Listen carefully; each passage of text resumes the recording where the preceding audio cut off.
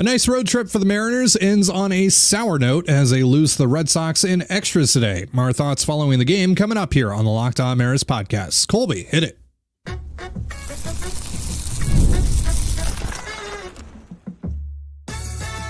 You are Locked On Mariners, your daily Seattle Mariners podcast. Part of the Locked On Podcast Network, your team every day. Ahoy, sailors. It is Wednesday, July 31st, 2024. This is Ty Gonzalez and Colby Patnode for the Locked On Mariners podcast, part of the Locked On Podcast Network, your team every day. Mariners fall to the Red Sox 3-2 in 10 innings today at Fenway Park. Before we get into our takeaways from the game, shout out to our title sponsor today, Prize Picks. It's the easiest and most exciting way to play daily fantasy sports. Go to prizepicks.com/LockedOnMLB and use the promo code LockedOnMLB. That's all lowercase for a first deposit match up to $100. And if you want to hear from me and Colby even more and help support the show, check out our Patreon. The link is in the description. You can sign up for a free 7-day trial.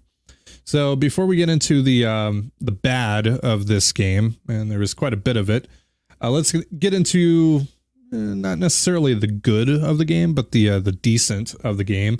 Hey, Josh Rojas and Luke Raley had decent days at the plate. You know, both of those guys have been really struggling as of late, so it was nice to see those guys be able to contribute a little bit today. Raley went 1 for 3, had a couple of hard hit balls, so that's nice to see from him.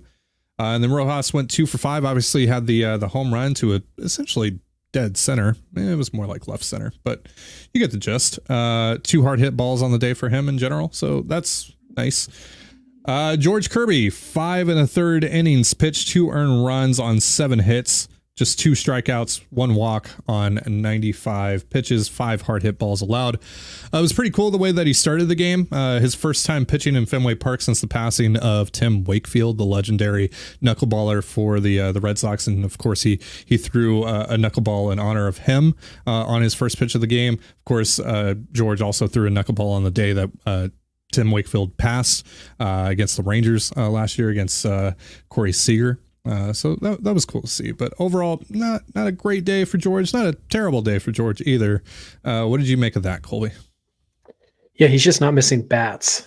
And that's a problem. And really, none of the Mariners starters are missing a ton of bats right now. We're seeing a lot of, 3, 4, 5 strikeout nights from the Mariners rotation. And their stuff is good enough that they should be racking up more strikeouts than that. And the reason that's a problem is against a team like Boston. In Boston, any ball put in play is a potential danger.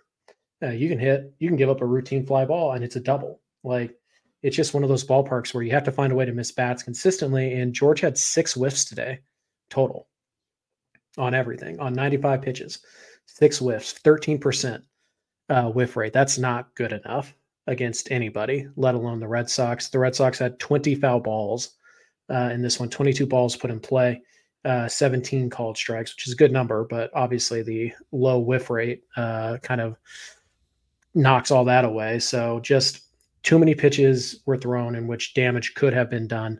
Overall, George was pretty solid. He only gave up the 5 hard hit balls in this one. So overall, his command and control were good enough. He was on the corners for most of it, but he just couldn't generate any swings and misses. And, that's an issue, as we know, when when George isn't generating swings and misses, he tends to have long innings and long at-bats because he can get you 0-2, but he can't put you away. And then we're just looking at, a 3-pitch at-bat becomes a 4-pitch at-bat, becomes an 8-pitch at-bat. And next thing you know, he's got 25 pitches while he's facing his third hitter. Like, it's something that's happened in the past. And we know that George isn't a guy who's typically going to perform as well after he hits about that 90 pitch mark. It seems to be right around that mark where, his command starts to fade a little bit. And as we know, and as we've said, the stuff isn't incredible stuff. It's good stuff that plays up because of elite command. Well, when he doesn't have the elite command anymore, the stuff becomes, even worse. And it's very kind of average-ish type of stuff. So, George has to get through these innings quicker. He's got to find a way to miss more bats. Overall, he wasn't the problem today, but he was only able to go 5 1/3, which, obviously puts more strain on the Mariners bullpen, which was down at least Garcia today. Clearly he wasn't available. And then obviously, Munos was up and then he didn't pitch today. So that's concerning. I haven't heard an update about that. And Santos ended up having to leave after only throwing 9 pitches. So Mariners rotation, they got to go deeper. They have to go deeper. You look at what they did in the series. Castillo was the longest outing. He went 6 innings, and the only reason they pushed him for 6 is because they were up 10-3 at that point. Otherwise, he would have just gone 5. So, it was kind of a hit or miss day for George. He was pretty good, but overall just not near good enough against this lineup to get deep in this game. And that's kind of what you need out of Kirby. It's a difficult lineup, particularly that top 4. They all crush right-handed pitching, and the Mariners only have really right-handed pitching to throw at them. So not the best matchup. Obviously, that ballpark, Boston is perfectly suited for it. They're built to play there, and it shows. So, George overall was pretty solid today. Wouldn't say he was good. Wouldn't say he was bad. I think it was just an average performance from George. And for the second time in this series, we saw a missed call by the home plate umpire come back to bite the Mariners. George in the first inning threw what should have been a called strike 3 to end the inning against Masataka Yoshida, ends up walking him on that pitch. Devers then doubles, and then George throws a wild pitch, and a run scores off of that. And there you go. You're down 1-0 pretty early on in this game. So that really hurt. I mean, it didn't unravel like it did for Logan Gilbert, but still that, especially in this game where, the Mariners lose by 1 run. By the way, they've lost 7 1-run games in a row now, which is very un-Mariners like. Every run counts, especially with this offense still trying to find its way, still really struggling. And obviously the offense is dealing with a lot of injuries at the moment as well. We're going to talk about that a little later on. But yeah, so not great there. To kind of take a positive spin on this overall, though, the Mariners did go 4-2 on the road trip, so that's nice to see. Of course, they've kind of righted the ship at least a little bit. They're back in sole possession of first place, at least for now. We'll see what happens in the Astros-Pirates game tonight. Astros could retie the Mariners. Those two teams are going to continue to jockey for position in first place for the AL West, I assume, for the rest of the season. I don't foresee that changing at all over the next couple of months. Also want to quickly give a shout out to Colin Snyder. Right. Colin Snyder was awesome today. He got into a little bit of a jam there in the 9th inning, but was able to bounce back and strike out Tyler O'Neill in a really big at bat. That was huge. Austin Voth also had a really nice outing after, the last few times that he's been out there for the most part has really struggled. So nice to see him bounce back a little bit. He had a strikeout today, just threw 7 pitches. So good stuff. Overall from the bullpen, Taylor Saucedo really struggled again out of the bullpen today. He's having a hard time finding the strike zone as of late, but it was able to get out of it scot-free. Because of a weird double play in which Tyler O'Neill interfered with Justin Turner trying to catch a pop-up from Rafael Devers. But overall, the bullpen didn't give up a run until, the 10th inning. So solid day for the bullpen overall. But Snyder really the noteworthy name there out of that group. All right, so let's talk about kind of the worst part about this game, which was, overall, the offense wasn't able to get the job done when it really mattered, but Mitch Garver was the biggest part of those struggles for sure.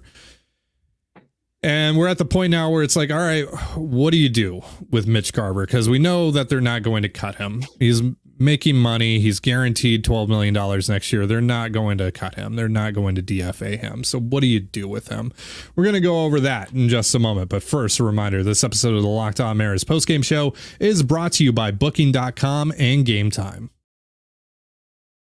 With summer travel heating up, especially travel for baseball games, it's time to explore those U.S. cities you've always secretly wanted to learn more about. Yes, I'm talking about your rival cities. With hotels, bed and breakfast, vacation rentals, resorts, and so much more on Booking.com, you might just find your perfect stay, even in your baseball rival city.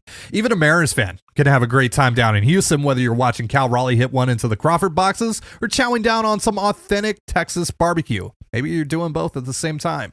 From hotels that look over stadiums to family-friendly resorts, Booking.com has so many choices across the U.S. for your summer travel this MLB season. The right stay can make you a fan of any U.S. city, even your rivals. Book today on Booking.com on the site or the Booking.com app. Game Time is now an authorized ticket marketplace of Major League Baseball, which makes getting tickets even faster and easier. Prices on the Game Time app actually go down the closer it gets to first pitch, and I get to see the view of every seat in the house, so I know exactly what I'm buying. Game Time's last minute deals give you up to 60% in savings buying last minute for sports, music, comedy, and more. And to avoid any surprises at checkout, you can turn on their all-in pricing to see the full cost, fees included. Take the guesswork out of buying tickets with Game Time. Download the Game Time app, create an account, and use the promo code LOCKEDONMLB for $20 off your first purchase. Terms apply. Again, create an account and redeem the promo code LOCKEDONMLB. That's LOCKEDONMLB for $20 off. Download the Game Time app. Last minute tickets, lowest price guaranteed. And you're listening to the Locked On Mariners postgame show. The Mariners are off tomorrow, but they're back at it on Friday at home against the Philadelphia Phillies. You can catch all the action on the Mariners' hometown broadcast with SiriusXM via the SXM app. All you have to do to find that is search the word Mariners. So, rough day at the office for one Mr. Mitch Garver. He went 0 for 5. I believe he left 8 men on base today. Couple of strikeouts. He obviously generated the final out of the day for the Mariners with the bases loaded in the top of the 10th, a ground out to shortstop. It was actually a hard hit ball, but yeah, went right to the shortstop for the final out. Was harder hit and had a higher expected batting average than Devers' walk-off single. Go figure. Sure. Of course. But yeah, Garver was pitiful today, especially those two at-bats that resulted in strikeouts. The one where he just swung through 3 consecutive sliders, just waved at the first one he saw. It was just all arms in that swing. It was pitiful to watch. So what do you do? I mean, today he was catching, right? You need to give Cal a blow. Cal catches a lot. You know, he's obviously been playing through pain and all that. We know the deal with Cal, but Garver is a black hole in the lineup right now. He had a good game in Chicago on this road trip. That's about it. And it's very few and far between that I can find the silver linings with Mitch Garver right now. It's been really good against lefties, which is going to be part of our discussion here. But in general, like moving forward, even before, Julio gets back and JP eventually gets back, and this lineup is hopefully pretty much at what we would consider full strength, you got to do something with this guy, right? Yeah, I think you're already seeing it, though. I think the thing you do with Garver is pretty clear. He's the true backup catcher. Like, nobody's disputed that, and he's fine enough defensively to catch, on the day that Cal needs a break. That's totally fine. That's something he can do. It's within his wheelhouse, and he can still hit lefties okay. Pretty good against lefties. So there's also going to be some cases where him coming to the plate might make sense, because this isn't a situation where you need base runners. You need like a home run. Like, you need something to go over the wall. You need damage here. And there's an opportunity, or there's a possibility that Garver's your best chance to deliver that. So that's kind of the role you're looking for here. You're looking against, probably the DH against lefties. No questions about it. And then he'll obviously get some at-bats against righties just from staying in the game as the DH a couple of times when they change pitchers, and catching once a week, probably, give or take. Catching once a week will also give him some at-bats, because that one you can kind of maneuver it, right? Where you'd be like, well, there's a lefty on the mound, so let's have him catch tonight. And then that way we can give Cal a day off or whatever. And so you can kind of maneuver it that way. But for the most part, he's going to be the DH when there's a lefty on the mound, and then he'll probably catch, I would say, an average of 1 game a week. Now we'll see, because the Mariners, they do this interesting thing where they have an off day tomorrow, and then they have an off day on Monday. So in theory, you would think, well, he'll probably catch on Sunday because it's a day game after a night game. Maybe not, because they have that extra day off on Monday. And now they've given Cal 2 days off of catching, even though he was the DH today. So we'll see what they do going forward. But I think the solution here is pretty clear. The Mitches need to share DH. Haniger gets the at-bats against righties. He's been pretty good against righties, somewhat surprisingly. Garver gets the at-bats against lefties. He's been pretty good against lefties, somewhat surprisingly. And then Garver just gets, the rest of his at-bats just come from when he's the backup catcher, and you just kind of have to, You just kind of have to grit your teeth and hope that maybe he gives you something that day, because you cannot have Cal Raleigh catch the last 50 games or however many games are left this season. You have to give him a couple days off here down the stretch. So yeah, I mean, Garver's probably going to catch 10, 15 more times the rest of this way. And then the rest of his at-bat should come pretty much exclusively against left-handed pitching. Yeah, so let's go over the numbers here. So Garver against righties this year, and this is before today, of course, 145, 266, 290. That's a 66 WRC plus. But against lefties, 235, 347, 471. That's a 134 WRC plus. Then Mitch Haniger, on the other hand, against lefties, he's historically been really good against lefties, but not this year, not at all. 135, 210, 146. That's a WRC plus of 9, folks. No, I'm not missing another number. It's 9. That's what his WRC plus is against makes lefties. Mitch Garver look like Yordan Alvarez against righties. He's essentially, it's essentially the same thing that happened to AJ Pollock last year, where it's like, yeah, this guy is historically really good against lefties, and now he's just completely fallen off a cliff against lefties. I don't get it. There isn't really a rhyme or reason to it. It's just, this is the reality of the situation now. But Mitch Haniger, that is, against righties this year, 240, 330, 429. That's a 119 WRC plus.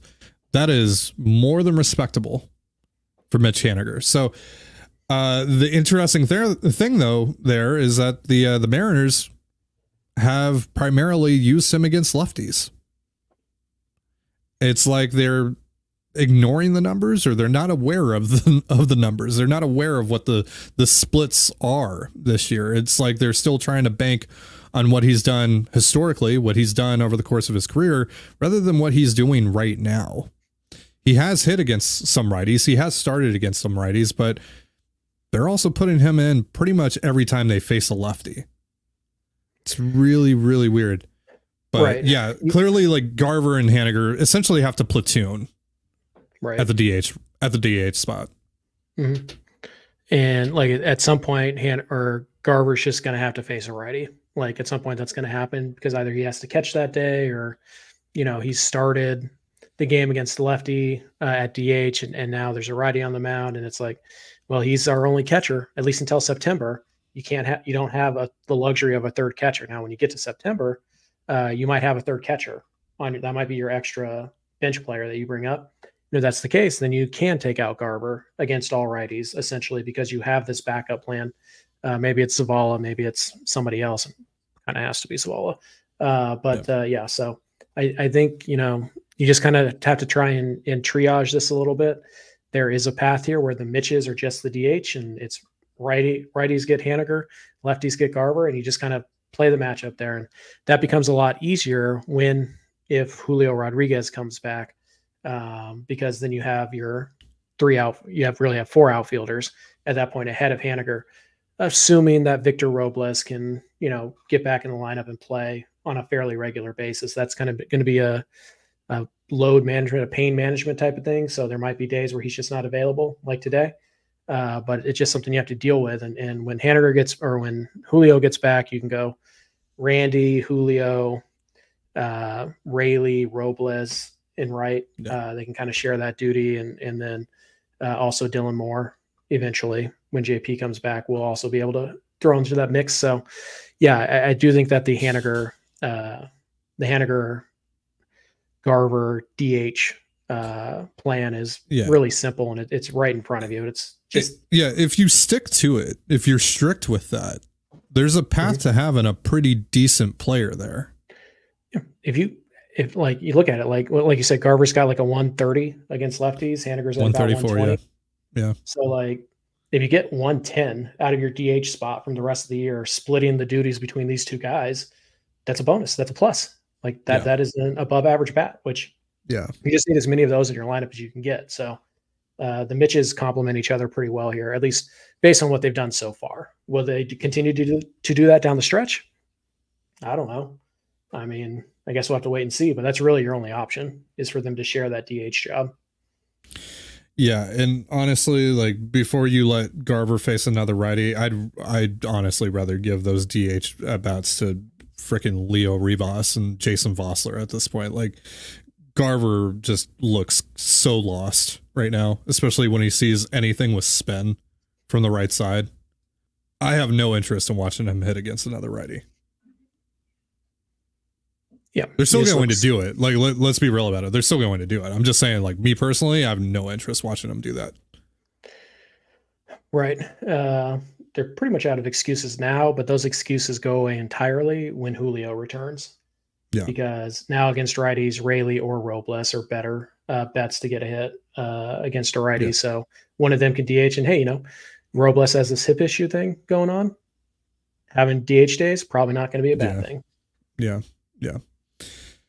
And you'll still be in a decent spot defensively with Rayleigh, Randy, and Julio. So it's not the ideal trio of outfielders defensively. You'd rather have Robles out there. But yeah, if you need to manage this injury with him, then that's probably the best way to go about it.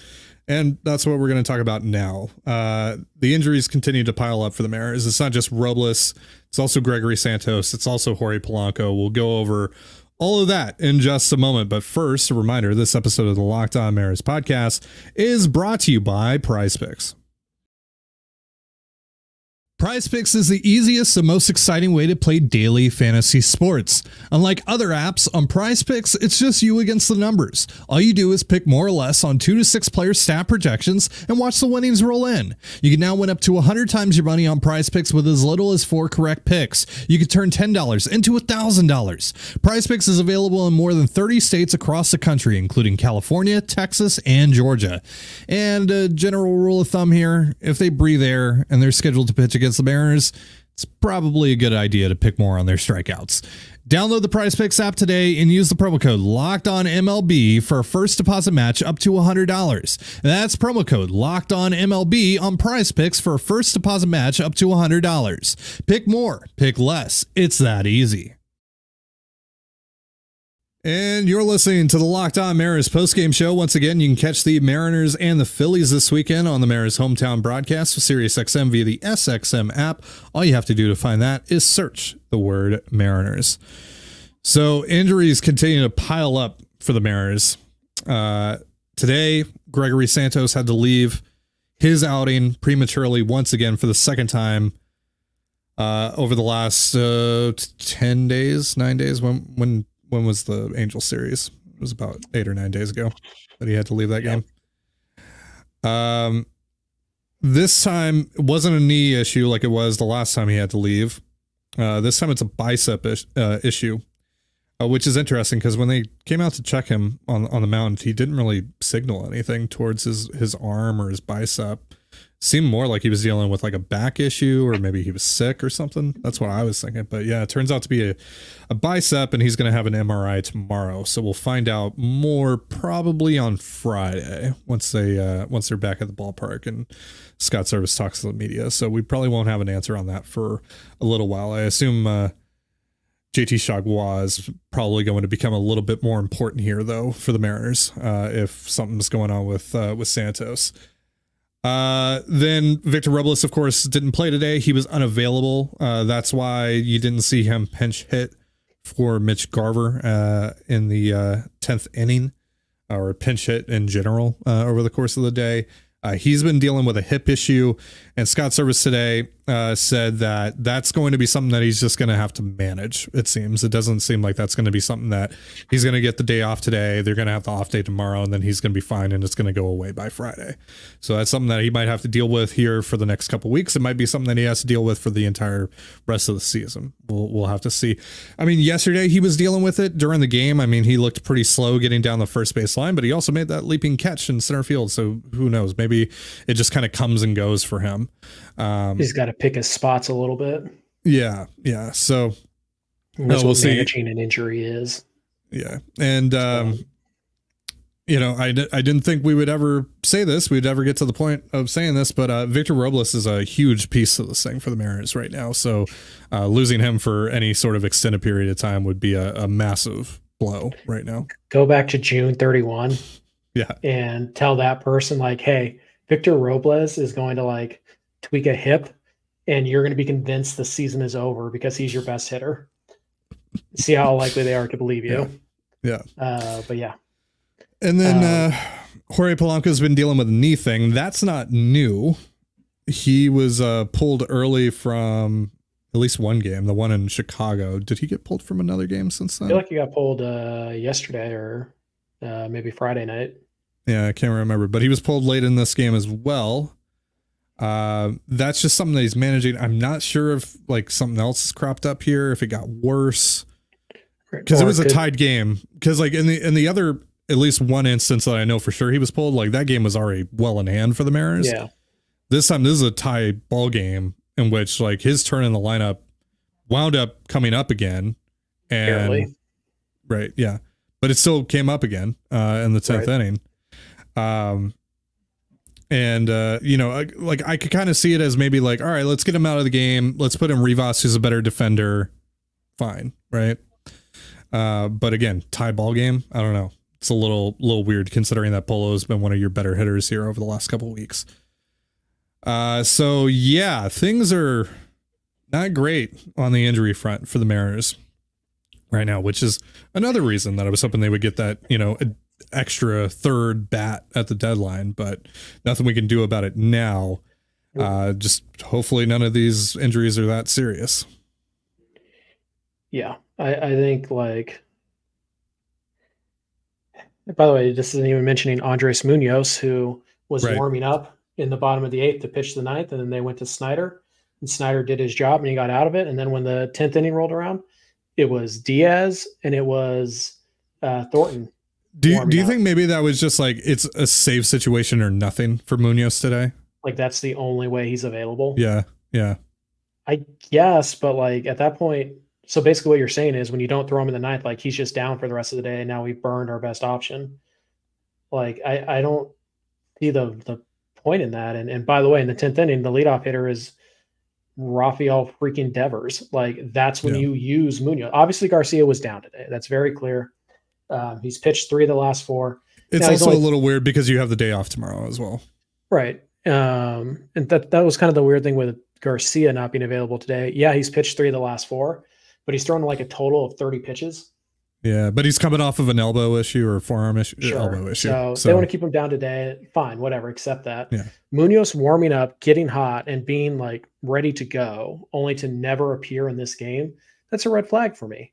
And as far as I can tell, nobody's asked about it post game. So maybe that was just a situation where it was like, you know, he's only going to pitch with the lead. Otherwise, we're not going to use him today. I don't like that. I don't like that at all. But, you know, it's one of those things where whatever, they're still trying to play the long game. And I get it. Munoz has back things. So maybe the back just flared up and there's like, you know what, let's not push it. That's kind of my thought is just like, we're not going to push him unless we have a chance to win this game. Sure. But can somebody ask the question is all I'm asking, because it appears nobody asked why Munoz wasn't in this game. I haven't seen a quote about it. I haven't seen a tweet about it, nothing. And by the way, not using Munoz or just how they handled the bullpen situation there in the 10th. That's not why they lost. They lost because they didn't score in the top of the 10th. That's why they lost. Yeah. You need to score multiple runs if you're the away team. Yeah. I see people blaming Scott and his bullpen usage and not walking Devers. Whatever. You lost that game when you didn't score in the top of the 10th. Sure. You still should have walked Devers, but whatever. Like you lost that game a couple times before that moment. Yeah. If anything, if you're going to get on Scott for anything, how about not pulling Kirby at 93, 94 pitches when the guy gets on first base when you're up by 1. Now, kind of makes sense because you didn't have Garcia today. You knew that. Yeah. And so it's like, okay, well, how much do I really have? And keep in mind, Gilbert only went 3 innings in that first game. And keep in mind, your middle guys were bad yesterday, so you had to use your high leverage guys in a game that you once led 10-3. So all these things kind of come back and they factor in. So when a starting pitcher only goes 3 innings in the first game of a series and you go, well, whatever. No, like it comes back to bite you later on in the series. It can, and it looks like it did today. You know, we've seen Scott like do this before where like he'll throw a pitcher who's near the end of the line back out there. And the idea most people have is like, oh, he gets until a guy reaches and then you go to the bullpen. And Scott just kind of, no, we're just going to keep him out there, Yeah. So like if you're going to blame him for anything today, that's the one. But even that, it's like, okay, well, they don't have Garcia. Like they really should try, and they probably need to. Well, it's like, do you really trust Taylor Saucedo right now? Do you really trust Austin Voth right now? No, I mean, you don't trust Trent Thornton either. You shouldn't. So yeah, I mean, all of those guys have really struggled as of late. Now, of course, like I mentioned earlier on in the show, like Voth had a nice outing today, which is really good to see. That's really encouraging to see. Snyder was obviously excellent out of the bullpen outside of the couple of hits that he gave up, but he was able to work out of that. Sauce is he's pitching himself out of a job right now. I believe he has an option left, and the Mariners might take it. He threw 16 pitches today, 5 strikes. Yeah, the problem is though he's the only lefty they have because they've already sent. He's not getting out lefties. I know. He's not. You know who can get out lefties? Jimmy Garcia, Andres Munos, Colin Snyder. Yeah, I'd rather go and get a guy who can get out lefties than somebody who theoretically should be able to get out lefties. So actually, I forgot Jonathan Diaz is here. So I mean, whatever. Okay. Yeah, he's present. But I was just saying, that was wrong to say that they only have one lefty. They have 2 technically.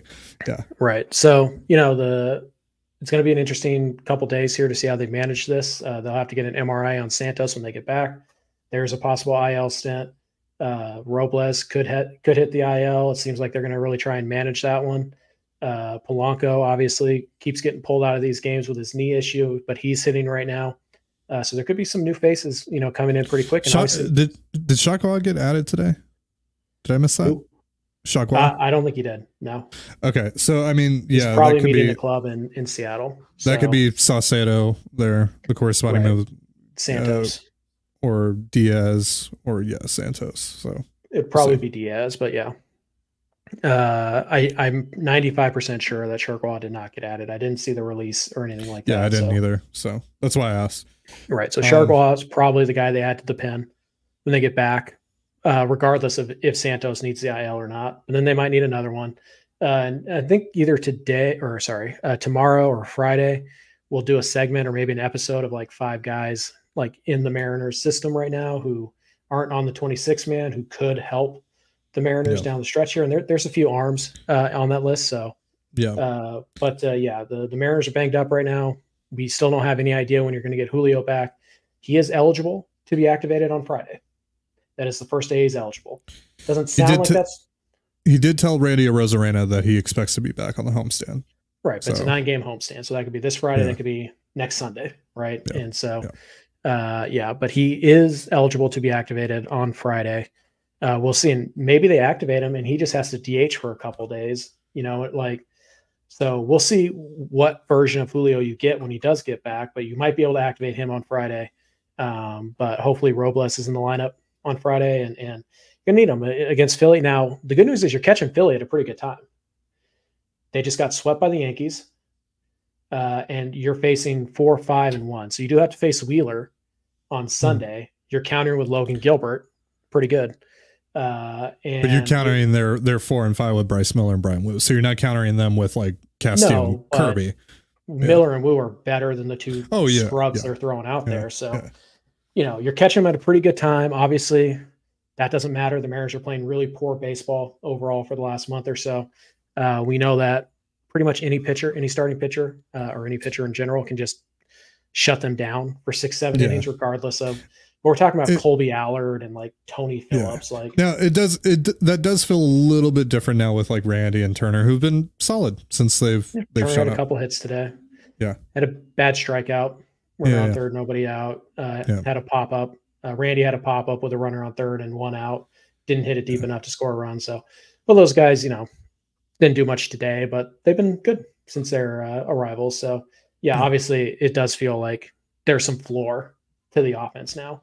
All right, so I'm putting this here because we actually already talked about this, Colby and I, in this recording, but it's kind of glitchy, and I didn't want to just cut it because this does need to be said. This does need to be put out there. This does need to be acknowledged. Now, I'm going to have to clean this up a little bit, but Mitch Garver after the game was very candid speaking to the media. He said, quote, "This is probably the hardest I've ever had to grind. This is by far the worst I've ever played in my career. Tough on myself and my family with the death threats, the quote unquote retire and quote unquote you suck and quote unquote effing unalive yourself and all that stuff. It's getting old. The only way I change it is if I play better, but it's like continuing right now. I've already accepted the fact that I'm not going to hit above 200 this year, and I don't know. It might not get better. Who knows? Maybe it just gets worse. I don't know, but I show up to the field every day prepared to play, prepared to get better, and work hard and control what I can control. And the people out there that say certain things, they say whatever they want. I think I bring a lot to this team. I've never quit anything, certainly not going to quit this. They're going to have to rip the jersey off my back. That's fine. That's an easy way out. I could happily retire right now, go home and live a great life with my family, but that's not what I want to do. I made a 2-year commitment to this team. They believe in me. My teammates believe in me. So it's a matter of just making it click. And when it does, good things will happen. So look, I'm as disappointed about Mitch Garver's struggles as anyone. As we just talked about earlier on in this show, he is more than deserving of criticism for what he is doing, or rather not doing, on the field right now. That said, there is no place, no justification whatsoever to be sending him or anyone death threats. Okay? There's no place for that in our community whatsoever. And I hope that no one within the Locked On Mariners community has participated in that. And if you have, go away. We don't want you here. All right? Stop listening to our show. Unsubscribe. Do whatever you feel you need to do. Yell at us in the comments. Don't care. Go away. Bye-bye. All right? Because there is no place for that whatsoever. That is garbage. Seek help. So that's going to do it for our show. But before we get out of here, a reminder as always that Locked On has launched the first ever national sports 24/7 streaming channel on YouTube. And now it's also available on Amazon Fire TV and the free Fire TV channels app. Locked On Sports Today is here for you 24/7, covering the top sports stories of the day with the local experts of Locked On, plus our national shows covering every league. Find Locked On Sports Today now available on the free Fire TV channels app. Thank you so much for joining us here on the Locked On Mariners postgame show. For Colby Patnode, I'm Tiding Gonzalez. Be sure to give us a follow on Twitter at LO_Mariners. You can follow me at Tiding Gonzalez, Colby at CPAT11, that's CPAT11. You can also find all that stuff in the description of this episode. Have yourself a beautiful baseball day, and we'll see you next time. Peace.